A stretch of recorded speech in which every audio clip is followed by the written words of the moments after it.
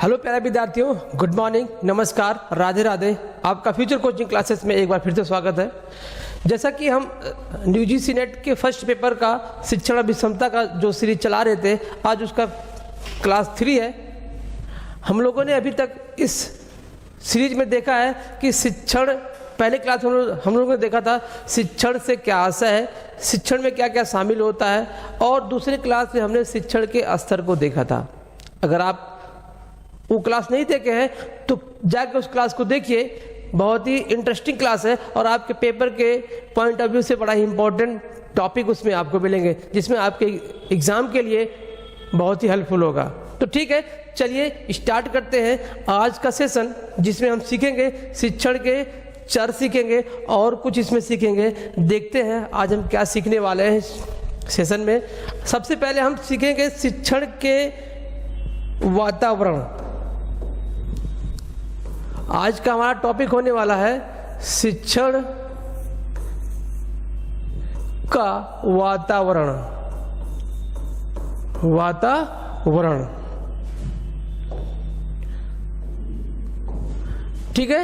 शिक्षण का वातावरण क्या होता है? शिक्षण इन्वायरमेंट,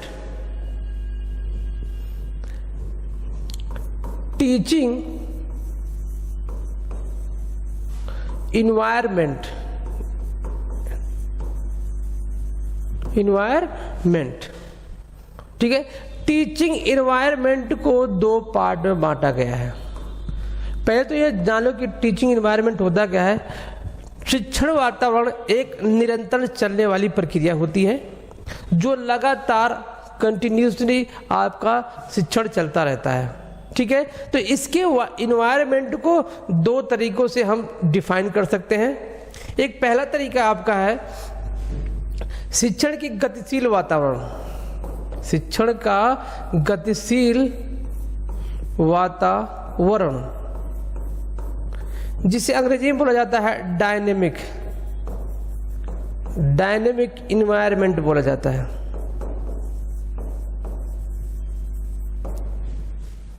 दूसरा आपका शिक्षण का जो वातावरण है वो आपका है राजनैतिक वातावरण, राजनीतिक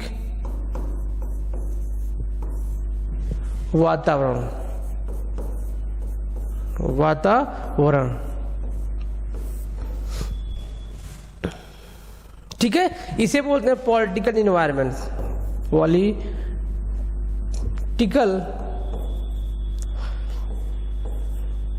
इन्वायरमेंट,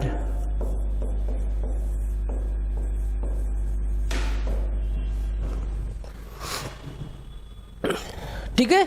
आपका गतिशील वातावरण और राजनीतिक वातावरण, ये शिक्षण के दो वातावरण बताए गए हैं। गतिशील को अंग्रेजी में डायनेमिक और पॉलिटिकल बोलते हैं राजनीतिक को, ठीक है।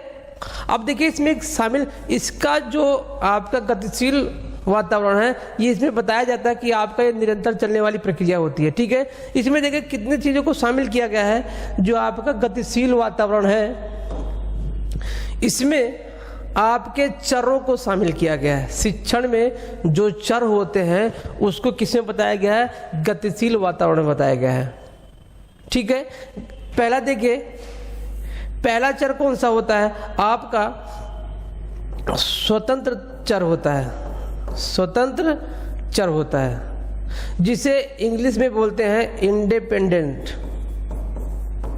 इंडिपेंडेंट वेरिएबल्स,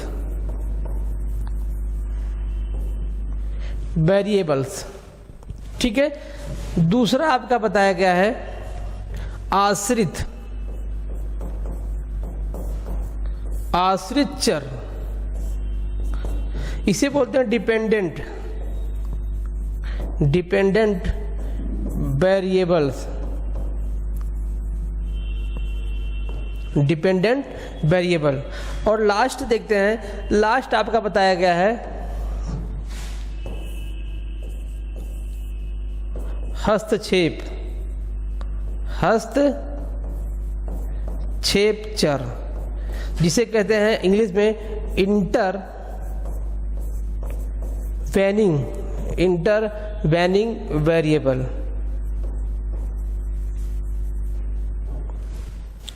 ये 3 चर बताए गए हैं आपके, 3 प्रकार के वातावरण बताए गए हैं। किसमें? गतिशील वातावरण में। गतिशील वातावरण का मतलब होता है कि वह शिक्षण जो कंटिन्यूसली चलती रहती है और शिक्षण हमेशा आपका चलता ही रहता है, तो उसे क्या बोलते हैं? गतिशील वातावरण बोला जाता है। ठीक है, गतिशील वातावरण में हमने 3 चीजों को लिया है, एक स्वतंत्र चर को लिया है और दूसरा आश्रित चर को और तीसरा हमने लिया है हस्तक्षेप चर को। ठीक है, ये 3 प्रकार के आपके चर पाए जाते हैं किसमें? गतिशील वातावरण। आपसे डायरेक्ट यहाँ से ऐसे क्वेश्चन पूछ सकता है कि नेट में ऐसे डायरेक्ट ही क्वेश्चन कभी कभी पूछ लेता है कि बताइए निम्न गतिशील वातावरण में निम्न में से किसको शामिल किया गया है या किसको शामिल नहीं किया गया है। क्वेश्चन यहाँ से डायरेक्ट बन जाते हैं। और ये जो आपका पोर्शन है, चरों का जो पोर्शन है, ये काफी ज्यादा इंपॉर्टेंट पोर्शन है। यहां से आपके क्वेश्चन हमेशा बनते हैं। यूजीसी नेट के फर्स्ट पेपर में यहां से क्वेश्चन हमेशा बनते हैं चरों से, स्वतंत्र चर, आश्रित चर और हस्तक्षेप चर, जिसे इंडिपेंडेंट, डिपेंडेंट और इंटरवेइंग बोलते हैं। ठीक है, अब देखते हैं ये होता क्या है और इसमें देख लेते हैं। इसके बाद हम नेक्स्ट पे चलेंगे, इसमें किसको शामिल। अभी हम एक एक शब्दों का वर्णन करने वाले हैं, एक एक शब्दों को डिस्क्राइब करेंगे। ये स्वतंत्र क्या होते हैं, आश्रित होते हैं, हस्तक्षेप क्या होते हैं। पहले इसमें देख लेते हैं पॉलिटिकल में कितने को शामिल किया गया है। पॉलिटिकल में एक तंत्र, पॉलिटिकल में किसको शामिल किया गया है? एक तंत्र, एक तंत्र वातावरण, जिसे बोलते हैं ऑटोक्रेसी। जिसे क्या बोला जाता है? ऑटोक्रेसी बोला जाता है।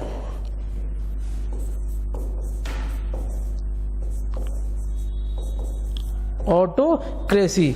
दूसरा इसमें बताया गया है लोकतंत्र, लोकतंत्र वातावरण, जिसे बोलते हैं डेमोक्रेसी, डेमोक्रेसी बोला जाता है। और तीसरा आपका बताया गया है हस्तक्षेप रहित वातावरण, हस्तक्षेप रहित तंत्र या वातावरण, जिसे बोलते हैं लाइजेस, जिसे बोलते हैं लाइजेस्फेयर। ठीक है, ये आपके शिक्षण के वातावरण में हमने देखा 2 प्रकार से, क्या क्या? गतिशील वातावरण और राजनीतिक वातावरण। ठीक है, राजनीतिक और गतिशील वातावरण में किसको किसको शामिल किया गया है? गतिशील में 3 को शामिल किया गया है। पहला क्या है? स्वतंत्र चर, दूसरा आश्रित चर और तीसरा हस्तक्षेप रहित चर।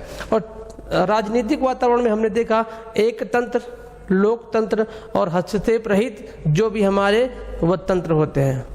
ठीक है, ये तीनों को शामिल किया गया। आपसे क्वेश्चन मिलान करने वाला भी होता है ना कि इसको यहाँ से मिलाइए, इसको यहाँ से मिलाइए, कि कौन सा किस वातावरण में शामिल किया गया है। एग्जाम्पल दे देगा, आपसे पूछेगा कि इसको मिलाइए, ये कौन से वातावरण में शामिल किया गया है। ठीक है, यहाँ से क्वेश्चन बनते हैं। अब चलिए हम एक एक पॉइंट पे चर्चा करते हैं, एक एक पॉइंट होता क्या है। ठीक है, तो नेक्स्ट पे चलते हैं। सबसे पहला हम लिखते हैं गतिशील वातावरण।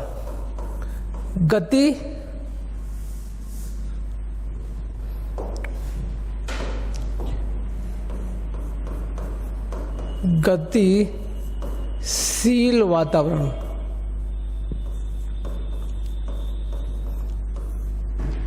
गतिशील में सबसे पहला क्या है? सबसे पहला देख लेते हैं स्वतंत्र चर,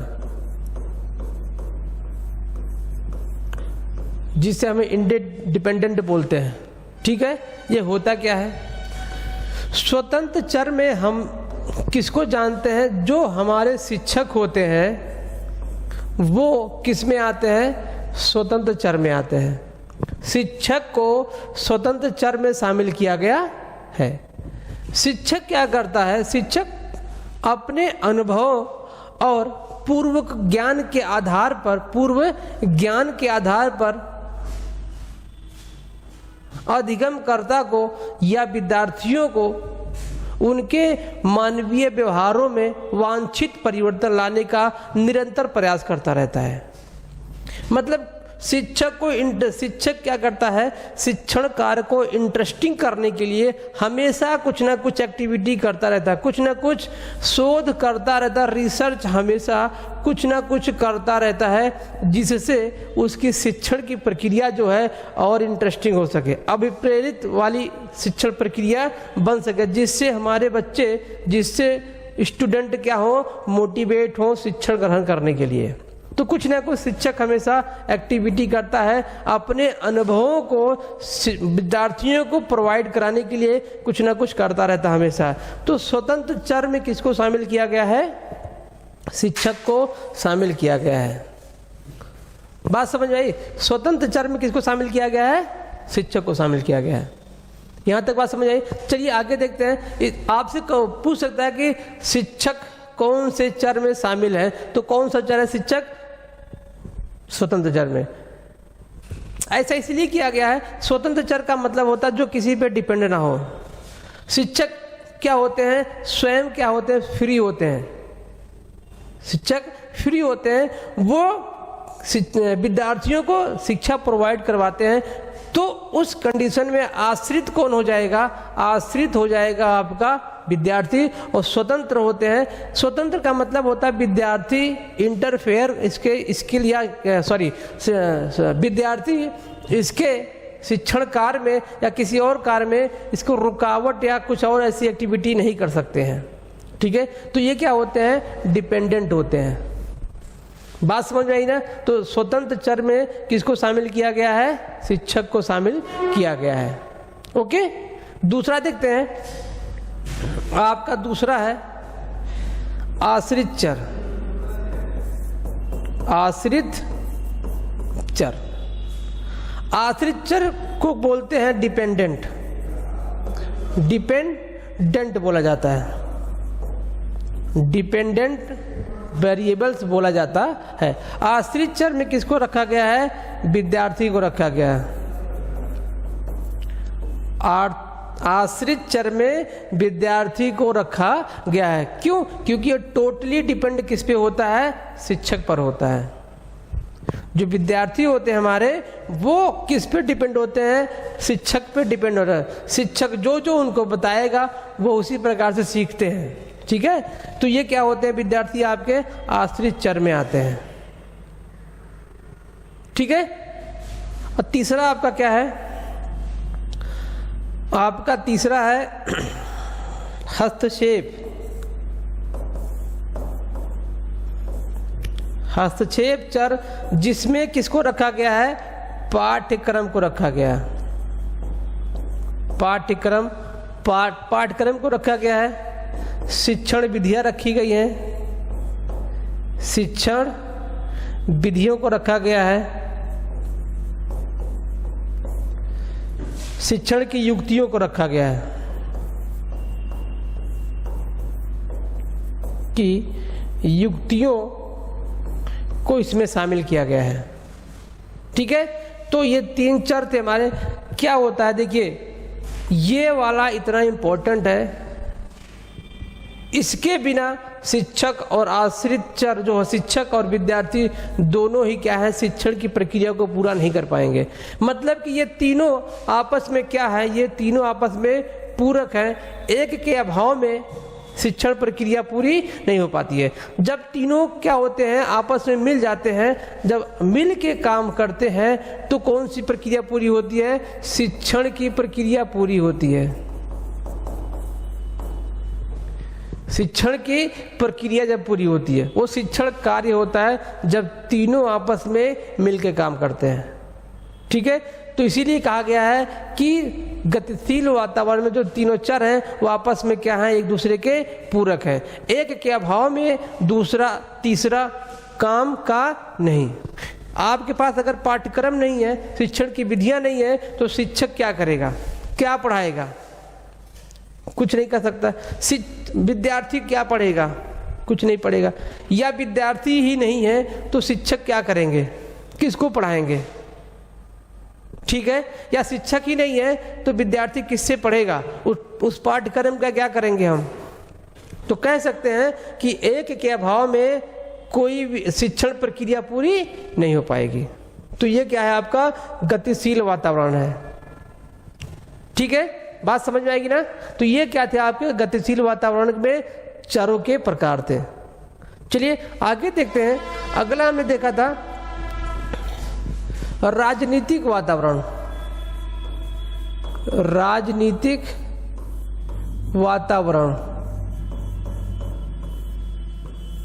जिसे हम बोलते हैं पॉलिटिकल इन्वायरमेंट। पॉलिटिकल इन्वायरमेंट ये क्या होता है? पॉलिटिकल इन्वायरमेंट में हमने किसको शामिल किया था? एक तंत्र शासन को शामिल किया था, एक तंत्र वातावरण जिसे हमने अंग्रेजी में बताया था ऑटोक्रेसी होता है, दूसरा लोकतंत्र,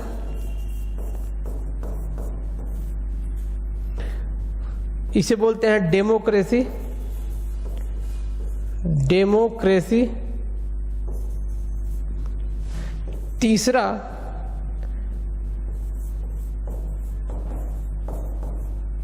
हस्तक्षेप रहित तंत्र, जिसे हम बोलते हैं लाइसेंस बोलते हैं, फेयर। ये तीन प्रकार से हमने राजनीतिक वातावरण में देखा। अब एक एक का वर्णन करते हैं। एक तंत्र क्या होता है? एक तंत्र शिक्षण। एक तंत्र शिक्षण प्रक्रिया हम किस पे सीखेंगे? ये हम किसके बारे में सीख रहे हैं? केवल और केवल शिक्षण के बारे में सीख रहे हैं। ठीक है, शिक्षण प्रक्रिया में शिक्षण का वातावरण सीख रहे हैं। तो शिक्षण वातावरण में पहला आया एक तंत्र। एक तंत्र वातावरण होता क्या भाई? एक तंत्र वातावरण का मतलब होता है कि जहां पर शिक्षक की भूमिका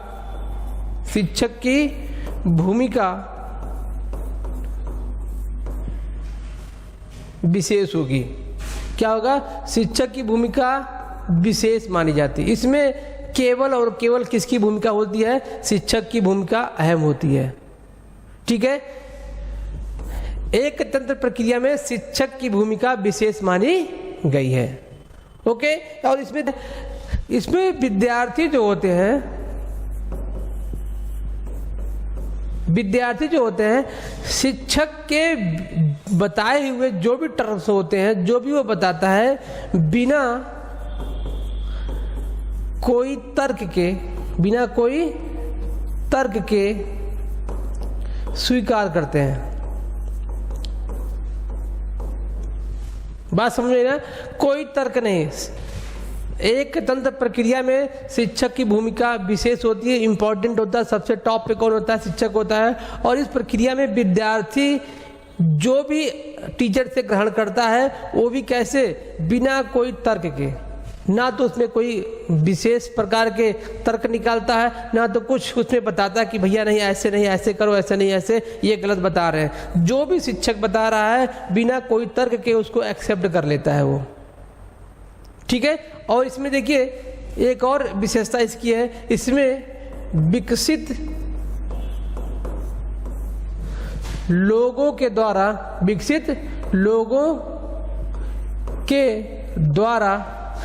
अल्प विकसित लोगों को शिक्षा दिया जाता है। इसकी एक और विशेषता है, लोगों को अपनी ओर आकर्षित करते हैं या लोगों को शिक्षा देते हैं। तीन विशेषताएं हुई इसकी। एक तो हुआ शिक्षक की भूमिका विशेष होती है, दूसरा बिना कोई तर्क के विद्यार्थी उसके बातों को एक्सेप्ट करता है, तीसरा इसमें विकसित लोगों के द्वारा अल्प विकसित लोगों को ज्ञान दिया जाता है या अपनी तरफ अट्रैक्ट किया जाता है। ठीक है, तो ये क्या था? आपका एक तंत्र प्रक्रिया था, एक तंत्र वातावरण था। ओके, अगला देखते हैं लोकतंत्र तो आपको पता है जिसमें सभी को स्वतंत्रता प्राप्त होती है। हमारा भारत भी क्या है? लोकतंत्र, एक गणराज्य है। ठीक है, जिसमें क्या बताया गया है? लोकतंत्र में सभी अपनी अपनी बातें फ्रीडम रूप से रख सकते हैं, स्वतंत्रता पूर्वक अपनी बातें रख सकते हैं। ठीक है, जिसमें कोई रोक टोक नहीं है कि भाई अपना बात आप नहीं रख सकते, अपनी बात कहने की यहाँ पर आज़ादी है। सेम इसी में होता है लोकतंत्र शिक्षण प्रक्रिया में होता है कि विद्यार्थी या टीचर दोनों में आपसी में क्या होते हैं, अपने विचारों को आदान प्रदान किया जाता है। शिक्षण कार्य जब हो रहा हो किसी क्लासरूम में तो शिक्षक विद्यार्थी की बातें आसानी से सुनता है, और यह प्रक्रिया बहुत अच्छी नहीं है। एकतंत्र प्रक्रिया शिक्षण प्रक्रिया के लिए बहुत अच्छी नहीं मानी जाती है, और जो ये लोकतंत्र प्रक्रिया है इसमें विद्यार्थियों के बातों को आसानी से सुना जाता है और उनके बातों को एक्सेप्ट किया जाता है कि हाँ ऐसा होना चाहिए या जो आप बता रहे हैं ऐसा होना चाहिए। तो डेमोक्रेसी में क्या होता है, शिक्षण और शिक्षार्थी दोनों की भूमिका अहम होती है, दोनों अपने बातों को आराम से आदान प्रदान कर सकते हैं। तो ये क्या होता है, लोकतांत्रिक प्रक्रिया होती है। अब देखिए ये वाला हस्तक्षेप रहित, इसमें क्या होता है, इसमें तो पूरा सबको फ्रीडम ही होता है, किसी का रोक टोक नहीं, किसी का रोक टोक नहीं। हम इसमें एक शिक्षण प्रक्रिया को शामिल कर सकते हैं, ग्रुप डिस्कशन की प्रक्रिया को हम इसमें क्या कर सकते हैं, शामिल कर सकते हैं। इसमें किसी का भी, दोनों लगभग सेम है, इसमें तो आप अपनी अपनी बातें रख सकते हैं, लेकिन हस्तक्षेप रहित में किसी को भी कोई रोक टोक नहीं होता है। ठीक है, बात समझ में आई। तो ये क्या थे आपके तीन राजनीतिक वातावरण थे जिसमें हमने एक तंत्र, लोकतंत्र और हस्तक्षेप रहित प्रक्रिया या वातावरण को देखा। ठीक है, तो आगे चलते हैं, देखते हैं अब हम क्या देखने वाले हैं। अभी तक हमने इस क्लास में शिक्षण के वातावरण को देखा जो 2 पार्ट में बटा था। हमने देखा राजनीतिक वातावरण और गतिशील वातावरण हमने देखा। अब राजनीतिक और गतिशील वातावरण में हमें 3 टाइप से देखे। अब हम जो सीखने वाले हैं, जो गतिशील वातावरण के चर थे उसके कार्य क्या होते हैं। शिक्षण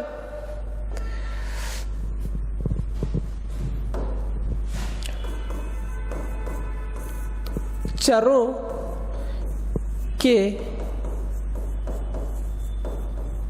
विभिन्न कार्य। चलिए देखते हैं शिक्षण चरों के विभिन्न कार्य क्या क्या हैं भैया। बड़ा ही इंपॉर्टेंट टॉपिक है आज का सेशन, बड़ा ही इंपॉर्टेंट सेशन है जिसमें हमने शिक्षण के वातावरण और चरों के विभिन्न कार्य को लिया है। ठीक है, यहां से क्वेश्चन आपके बनते हैं पेपर में। चलिए देखते हैं शिक्षण के चरों के विभिन्न कार्य। चर अभी हमने देखे, 3 चर थे, उसको हमने देखा। अब उनके कार्य क्या है। पहला कार्य देखिएगा, निदानात्मक कार्य। निदानात्मक कार्य, या यूं कहें इसको एक और नाम से जाना जाता है, नैदानिक। नैदानिक कार्य, निदानात्मक कार्य पहला हो गया। दूसरा, इसको इसी नैदानिक के नाम से भी जाना जाता है। ठीक है, अगला देखते हैं उपचारात्मक।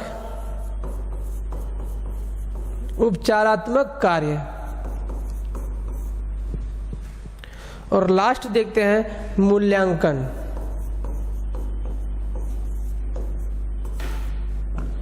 देखिए इसको अंग्रेजी में बोला जाता है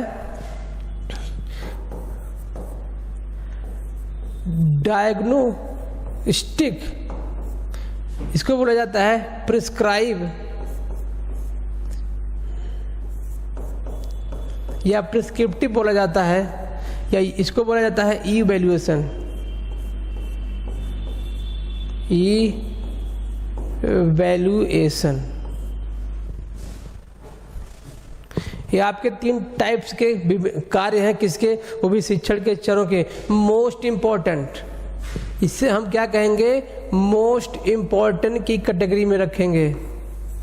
और खासकर ये मूल्यांकन का एक विशेष टॉपिक है जो आपको लास्ट क्लास में देखने को मिलेगा। जब हम पूरा शिक्षण अभिक्षमता का जितना भी टॉपिक होगा, जब हम पूरा पढ़ा हो जाएंगे तो हम मूल्यांकन की एक लास्ट क्लास लेके आएंगे। और आज भी इसे बताएंगे थोड़ा सा, लेकिन इसको लास्ट क्लास में हम इसका डिस्क्राइब करेंगे पूरी तरीके से, क्योंकि एक क्लास में ये खत्म नहीं होगा। ठीक है, तो निदानात्मक कार्य क्या होता है और उपचारात्मक कार्य क्या होता है, मूल्यांकन कार्य क्या होता है, हम एक एग्जाम्पल के थ्रू समझते हैं।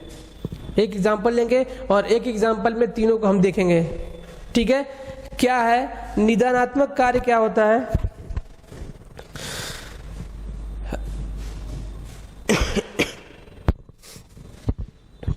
निदानात्मक का मतलब होता है कि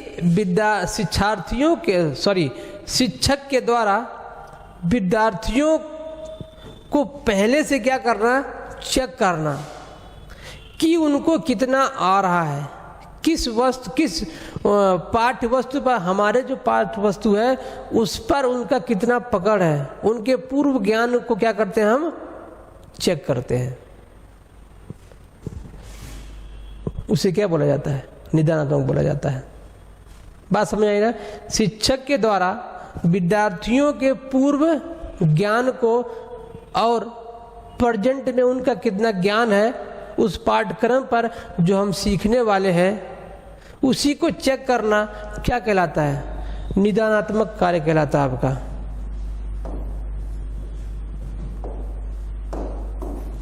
बात समझ में आई ना? निदानात्मक का मतलब फिर से एक बार सुन लीजिए। जब क्लास स्टार्ट होता है, जब कोई भी क्लास स्टार्ट होगा तो टीचर के द्वारा अपने विद्यार्थियों जो उनके क्लासरूम में होते हैं उनको एक तरीके से ऑब्जर्व करता है। क्यों ऑब्जर्व करता है? जिससे उनके अकॉर्डिंग क्लास को चलाया जा सके। होता क्या है इसमें कि विद्यार्थी तो बहुत सारे होते हैं क्लास में, कि कौन से विद्यार्थी किस कैटेगरी से बिलोंग करता है। कैटेगरी का मतलब यहाँ पर कितना उसको उस सब्जेक्ट पर पकड़ है, ज़्यादा आ रहा है कि कम आ रहा है। क्लास में दोनों प्रकार के विद्यार्थी पाए जाते हैं। ठीक है, अब कम और ज़्यादा को ले अगर हम 0 से शुरू करें तो जिसको ज़्यादा आ रहा है वो कहेगा अरे यार ये तो मुझे आ रहा है, तो क्लास में कुछ ना कुछ अदर एक्टिविटी करना शुरू कर देगा। हम हाई लेवल से शुरू करें तो जिसको नहीं आ रहा है वो डिस्टर्ब हो जाएगा। तो इसीलिए इस कार्य को किया जाता है कि पहले हम चेक कर लें कि क्लास में किस प्रकार के स्टूडेंट पाए जाते हैं, किस प्रकार कितनी भिन्नताएं हैं स्टूडेंट में, तो उसी के अकॉर्डिंग हम क्या करें, अपने टीचिंग को कंटिन्यू करें। अपने टीचिंग को क्या करना है, हमको कंटिन्यू करना है। जैसे हमारे विद्यार्थी हैं, 0 से शुरू करना है कि हाई लेवल से शुरू करना है, या दोनों को लेके साथ में चलना है। जब जब मूल्यांकन किया जाए, जब जब चेक किया जाए तो वो प्रक्रिया क्या कहलाएगी आपकी? निदानात्मक प्रक्रिया। जैसे आप लोग डॉक्टर के यहाँ जाते होंगे, बीमार होते होंगे, भगवान ना करे कि आप लोग बीमार हो, लेकिन कभी बीमार होते हैं तो सबसे पहले आपसे डॉक्टर पूछता है कि क्या हुआ है। वो आपके बारे में जानना चाहता है कि कौन सी बीमारी है। ठीक है, तो उससे जब वो आपसे पूछता है तो उसे ही क्या बोलते हैं, निदानात्मक कार्य बोलते हैं, डायग्नोस्टिक बोला जाता है। जब वो डॉक्टर जान लेता है कि भैया आपको ये बीमारी है तो उसका क्या करता है, कुछ प्रिस्क्राइब करता है, उपचार करना शुरू करता है। उसके बारे में उसकी समस्याओं को जान लेने के बाद उस समस्याओं का क्या करना शुरू करता है, उपचार करना शुरू करता है। तो उसे क्या बोलते हैं, उपचारात्मक प्रक्रिया बोला जाता है। बात समझ में आई ना? अब टीचर ने स्टूडेंट की क्वालिटी को जान लिया, समस्याओं को जान लिया। अब उस समस्याओं पर जब क्या करेगा, प्रॉब्लम्स पर जब वर्क करेगा, उपचार करेगा, तो क्या कहलाएगा, उपचारात्मक प्रक्रिया। या अपनी शिक्षण प्रक्रिया को क्या करेगा, स्टार्ट करेगा, शुरू से करना है या बीच से करना है या हाई लेवल से करना है, तो उसे क्या बोलते हैं, उपचारात्मक कार्य बोला जाता है। अब ये दोनों कार्य हो गए, निदानात्मक कार्य हो गया और उपचारात्मक कार्य हो गया। दोनों क्या हो गए, खत्म हो गए हैं। टीचर ने ऑब्जर्व कर लिया किस प्रकार के बच्चे हैं, अब उसने क्या कर दिया, टीचिंग भी कर दिया है। अब क्या होगा, काम शुरू होगा मूल्यांकन का। मूल्यांकन एक इतना इम्पोर्टेंट मैटर होता है, इतना इम्पोर्टेंट टॉपिक होता है कि कहीं पर भी आप, इवन शिक्षण में ही नहीं, कहीं पर भी जाओ। जैसे हम डॉक्टर का एग्जाम्पल लेते हैं, डॉक्टर ने उसको जान लिया, क्या कर लिया, डॉक्टर ने उसको जान लिया कि कौन सी बीमारी है। अब बीमारी का उसने क्या कर दिया, प्रिस्क्राइब कर दिया, दवा दे दिया। हो सकता है कि उसने एडमिट भी कर लिया, एडमिट कर लिया। अब उसको बार बार शाम सवेरे क्या करेगा, आपको आके क्या करता है, वो चेक करता है। राउंड लगाते हैं ना डॉक्टर आके कि भैया इस मरीज को कितना रिलीफ हुआ है, कितना और प्रॉब्लम में है। जब वो चेक करता है, उनके बारे में जानता है कि आराम हुआ कि नहीं हुआ, तो वह प्रक्रिया क्या कहलाती है? आपकी मूल्यांकन प्रक्रिया कहलाती है। और शिक्षण में क्या होता है? शिक्षण में ये दोनों प्रक्रिया खत्म होने के बाद टीचर को निरंतर, ये इसके सुझाव मान लीजिए या कुछ भी मान लीजिए, शिक्षक को निरंतर अपने विद्यार्थियों को क्या करना चाहिए? मूल्यांकित करना चाहिए। ये निरंतर प्रक्रिया है। मूल्यांकन प्रक्रिया एक निरंतर प्रक्रिया है। इसके कुछ तकनीकी होते हैं, इसके भी कुछ मेथड्स होते हैं। अब हम मेथड को क्या करेंगे? नेक्स्ट क्लास में लेके आएंगे। मूल्यांकन के मेथड को हम नेक्स्ट क्लास में लेके आएंगे। तो ये क्या होते हैं? मूल्यांकन होते हैं। मूल्यांकन का मतलब होता है कैसे मूल्यांकन किया जाएगा। हमने पूरा सिलेबस खत्म कर दिया, हम टेस्ट के माध्यम से भी आपको मूल्यांकित कर सकते हैं। हमने टेस्ट रख दिया कि भैया आपका टेस्ट अगले दिन है, तो आपको पता चल हमको पता चल जाएगा कि आप कितने पानी में हैं, आप कितना पढ़ रहे हैं कि नहीं पढ़ रहे हैं, आपको समझ में आ रहा है कि नहीं समझ में आ रहा है। फिर से अगर आपको समझ में नहीं आ रहा है, आपको समस्या हो रही है, फिर से क्या होगा? उपचार किया जाएगा, समस्या का निदान किया जाएगा, समस्या को सुलझाया जाएगा, समस्या के जो होगी उसको क्या किया जाएगा? दूर किया जाएगा। ये तीनों प्रक्रिया ही क्या है? शिक्षण में कंटिन्यूसली चलती रहती है। घुमा घुमा के क्या करती है? ये चलती रहती है। ठीक है, तो आज के सेशन में हमने शिक्षण के वातावरण को देखा और चरण के विभिन्न कार्य को देखा। आज के लिए हम इतना ही रखते हैं और हम बहुत ही जल्द अपने YouTube, अपने कोचिंग क्लासेस के ऐप पर UGC नेट के सेकंड पेपर कॉमर्स को लेके आने वाले हैं।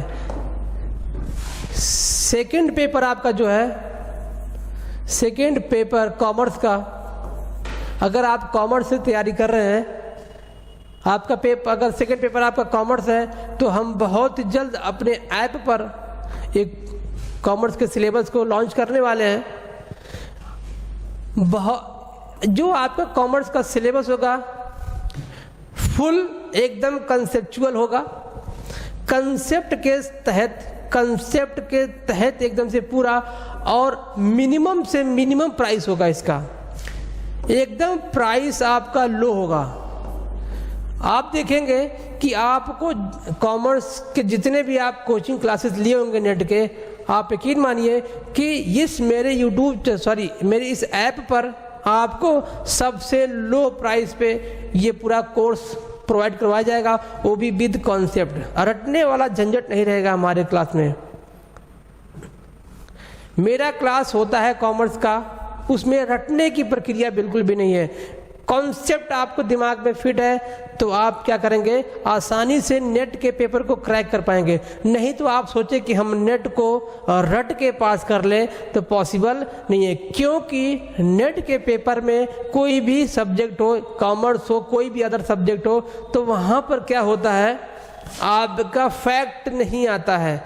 जैसे डायरेक्ट क्वेश्चन आपको नहीं देगा, आपको कंसेप्ट के तहत आपको क्वेश्चन मिलेंगे।